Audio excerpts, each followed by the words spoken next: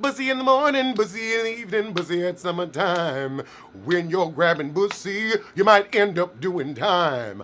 Bussy in the morning, bussy in the evening, bussy at supper time. If you're grabbing bussy, you might end up doing time. So we open with Kirk and Recrappa kids not getting along, but now we have Amaretto. And she's so Atlantic, I can't understand a word she's saying. Well, Amaretto, you've been doing more for yourself than half of these podunk managers. You could end up with Rich Dollars who's just running your pockets. Ah, and young baby Tate is a fan. Oh, we come back from a great moment talking about Yandy's positive work to the trash that's Erica Mena. Kirk and Rashida, you know you are wrong for trying to steal Candy Burris' Old Lady Gang spinoff. We want to talk about all the drama going on at the bistro. Ain't no drama going on at the bistro. How could there be? It's been closed for 4 months. You just trying to get a spinoff. You're trying to get a side with your chicken gift card. I mean, you know what? Maybe this isn't going to be like Old Lady Gang. Maybe they're trying to give us the pink teacup. This is a good brawl. Oh, Erica Mena, stop that lying. That is not your older sister. That's your mama. Maybe they lied to you, but that's your mama. I don't know why you letting her run around with a tuft of hair, but that's your family business. Tufty and dry like a cotton ball mixed with a tumbleweed. I guess it's that pissy blonde.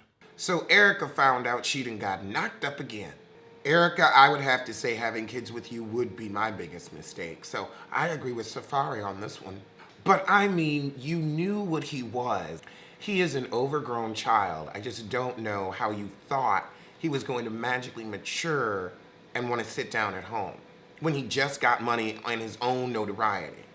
I'm like, you gotta let him simmer. You have a kid with him and maybe when he's 50. When he's 50, that's when he got the running out of him. So Kirk goes to see how much he can scam in PPP loans for the Frost Cafe. How is he in the red over $1 million? That would have to be your entire business loan. You did not lose $1 million worth of business in a month, and your rents ain't that high. And it's just one place. And your family was the ones working for you, so you wasn't paying nobody nothing. And Atlanta didn't even shut down like that.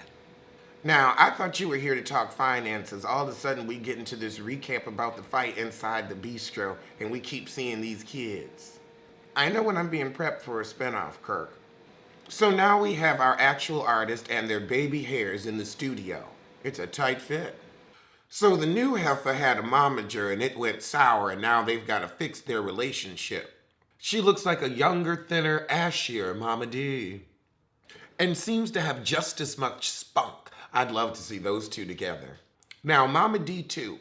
I know you're unhappy your daughter dissed you in a song, but I think you should be unhappier that it wasn't a hit. That shows your skills as a momager, and that's why you got dissed in the song. You see, it's full circle, full circle. Why does their house look like Scrappy and Erica's first apartment on season 1? Is that the same rental? The Scott Young filming house. I guess that's her version of Terrible Tyler Studios. Uh-oh, not that man before the kids. Oh, he was disrespectful and abusive, and you gonna say, well, I can't disagree with that. Then yeah, the song stands. It was low-key bopping. Lord, that mama is childish. She sounds like a manipulative man. So this is gonna be Kirk and Rashida's plot line. I support black-owned business, not black-owned bullshit. So one strumpet is jealous that the other strumpet's still on the schedule. If you think I'm gonna learn these names, it's gonna be Strumpet with the eyelashes and Strumpet with the cheap wig. It seems like none of you should be working together, cause all I hear is talking over and you don't know how to be cordial. Well, he's a manager, so sometimes you're gonna hear shit you don't like and you gotta do it anyway. Rashida, you not only came into this meeting not knowing what to expect, you came in not knowing how to run a restaurant. You killed 2 birds with 1 stone. So apparently Kai is the hothead. Pothead and a hothead. He seems too sleepy to get that hype. And why is he dressed like a little boy? Oh, Rashida, you don't have to pull your wig off. You know you can just shake, and it'll slide right off because you don't pay for the install. All right, well, that was the shit. Let's get to a trailer review. Wait, there's a Don't Breathe 2? I thought the guy died in the first one. So this little girl is in the woods, runs from a dog, hops a fence, and finds a pistol in an abandoned car. Oh God, this guy had a granddaughter. Okay, and three more people. So of course he lived way out in the woods now. And so he got the granddaughter staying over, and we see three more people break in the house. So they trying to kidnap the granddaughter. The robbers know this guy is, the guy from the first movie, and I don't know why they've come to hurt him, but I guess he hurt somebody else. Probably the relatives of that daughter he had chained up. Then I could see that's an ass you need to whoop. Child, and they burned down his house. So now he's blind. He goes to his shed. Lord, if we could just get 10 seconds of plausibility, I'd love it. He's able to track them to their seedy hotel, even though he lives out in the woods. Again, plausibility.